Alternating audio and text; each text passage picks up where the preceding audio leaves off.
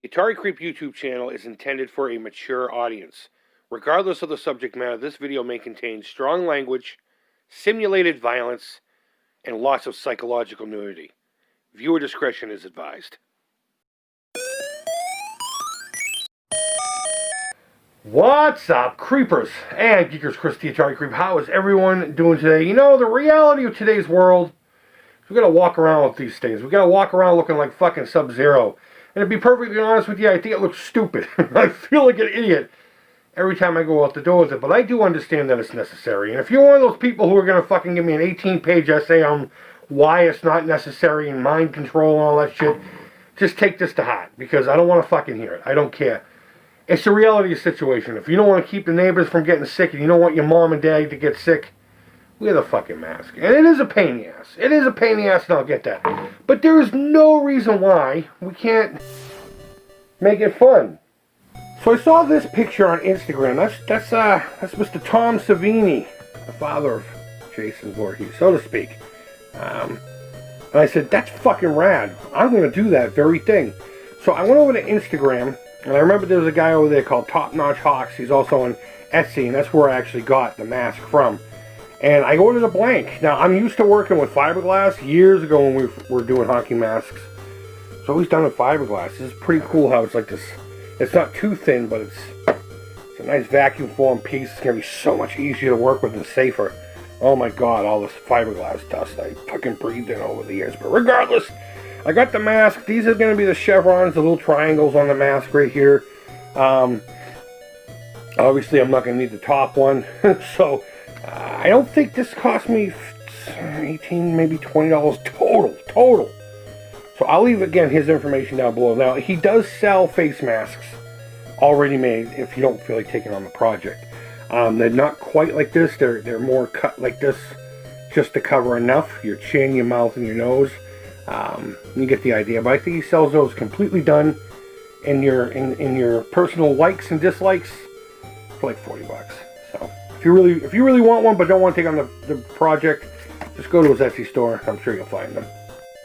So I also went over to Michael's, and I got these snaps here. Those are going to go down here and up here. You see them here on the mask there. And of course I got some strapping so the thing would, secure to my head. Now this is just a mask. Over at Target they have bags of these things. I don't know, it's like $15 for like 20 of them or something like that. I don't know. So this is what I'm going to base the shape off of for the most part, but I am still going for this kind of look. So first and foremost, let's get these little holes punched out. I think that's the first thing we need to do. We need to punch out the holes.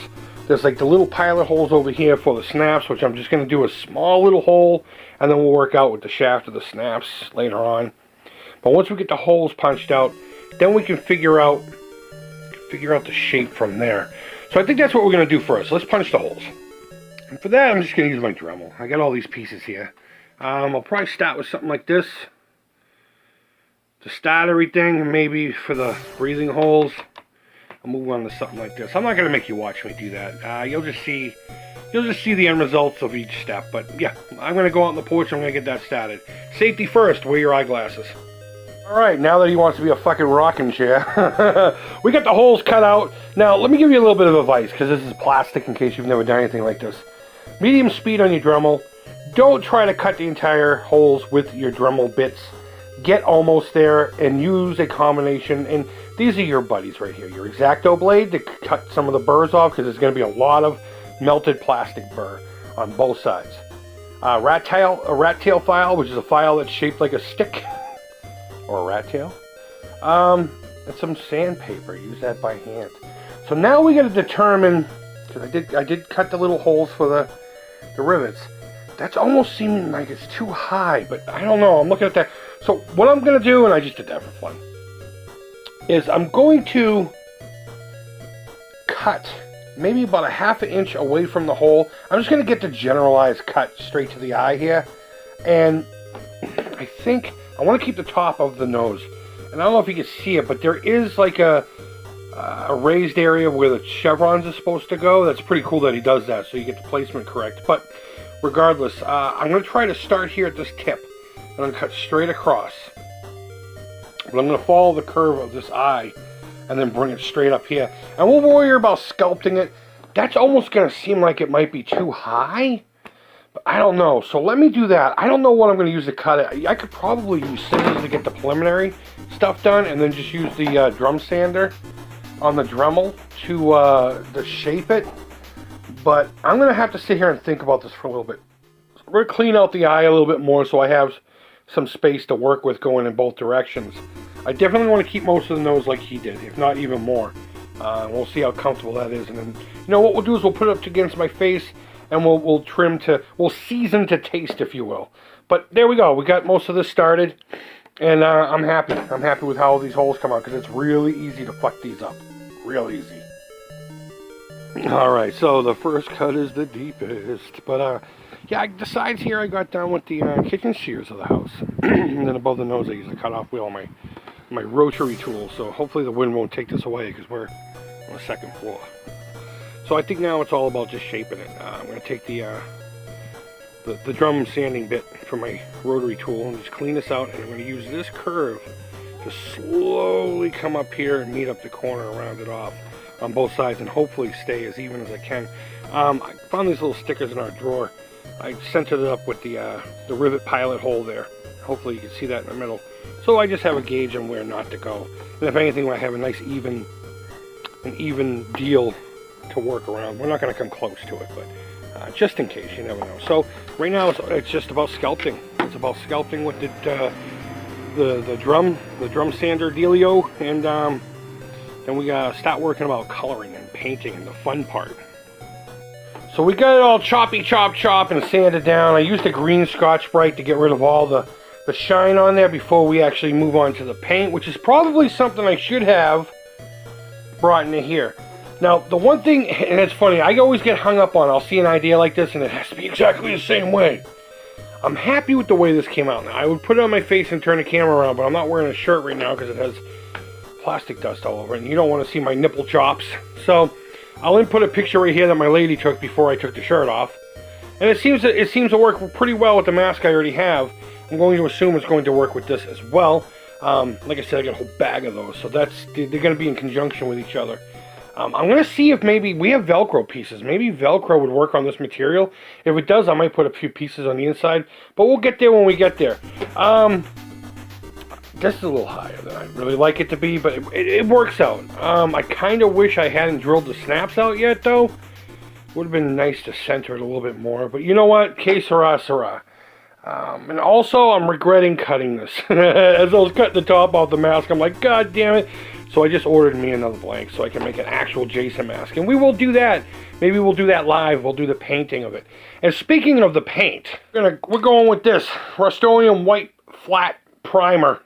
I love using this shit because it's a primer. And it's white! And it'll work. So I'm going to do both the inside and the outside. And it's going to make sense why here when we get done. Because there are some details to the Part 3 mask that I absolutely love. And we're going to continue with. But the rest of it's just going to be to taste. So we're going to paint both the inside and the outside of this. And only the outside is going to really get a lot of weathering and stuff, and we'll get to that when we get to that. So I'm going to bring this up in the attic, give it a couple of coats. It's probably going to take, just do a light tack coat first, then you give it another coat 10 minutes later, and then another good coat 10 minutes later, and I'll let it dry for an hour. I'll do the same thing to the inside or vice versa, whichever way I go first. And then next time you see this, it should be white. It should be white and nice and dry, and it's getting hot, so this paint should cure up pretty quick. Ooh, look at, he's giving us the eye. Tom Savini's looking at me like, hey, fat fuck, don't mess this up. Don't kill my legacy.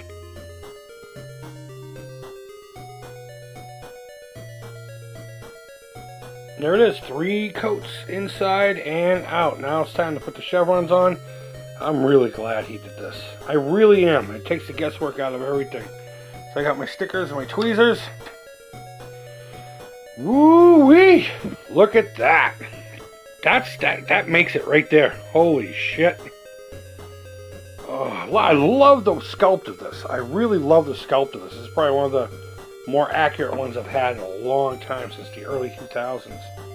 Really great work this guy did. Really great work. I can't wait to get my full mask so I can make an actual legit Friday the 13th Part 3 mask. You know, my favorite of them all. We'll get the first rounds of distress going on here. I think it's coming out really good, actually. As soon as we start weathering this up, those are all going to stop to pop. X-Acto blade, sandpaper, and a sanding sponge. And that's all it takes. And a little bit of imagination. I may toss this outside a few times too. But the first few rounds of color, wow, you can't really see it on here. It's a little more yellow in person. I'm using this mustard over here. A little bit of that burnt, this is burnt sienna. I got some live paint here. I got a wash here, which is a mixture of both.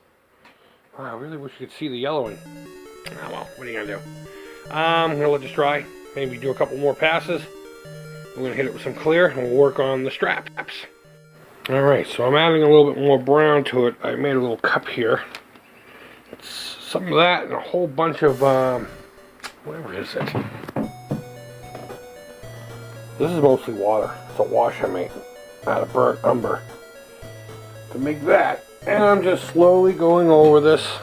It's kind of got a sepia tone to it. It's kind of cool, actually. It's got a really cool sepia tone to it. So I'm going to do a few more passes. I'm calling that good. And I'm going to hit it with a quick clear. And then we'll move on to the straps. Time to seal in the freshness. So here it is, dry. Unfortunately, because of the light, it's getting washed out. I did a couple of little secret things to give these little areas some three-dimension, so to speak. Make them stick out. If you can tell what I did, leave it in the comments. Let me know. Let me know if you can figure it out. I did it to every single one of them. Can you figure it out? Alright, so while that was drying, I went ahead and got one of the snaps on the strap. Really simple. I just punched a hole through it after folding it in half. And just bang the things together. This one's not exactly straight onto itself, but it will work. So what I need to do is get someone to help me out here. I'm going to snap one of them onto the mask, put the mask on my face, and I'm going to have them pull it over, fold it over half of an inch or so, or whatever this is, maybe a full inch, and then run a snap through that, and I think we'll be done.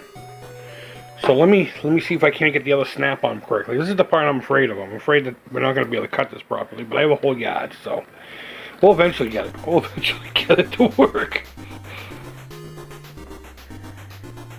And there you have it, guys. Your very own custom-made Friday the 13th Part 3 COVID mask cover. This is not the mask itself. I am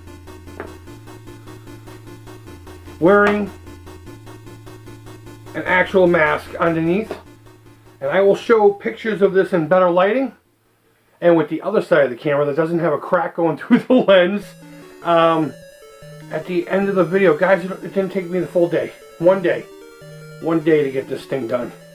I couldn't be any happier. I could not wait to go out tomorrow. I cannot wait to, because my town's a little uptight, and this thing's gonna be awesome. This thing's gonna be awesome. So guys, let me know down in the comments below what you think. Was this easy enough to follow? If you wanted to make one yourself, seriously, go check them out. Check them out. I'll leave the link to the guy's Etsy shop and his Instagram down in the comments below. Guys, this came wicked fast. A couple days at best. Really nice guy. Always has inventory, and just real pleasure to deal with. So guys, thank you always so much for watching. I really do appreciate it. Don't forget to help end Alzheimer's.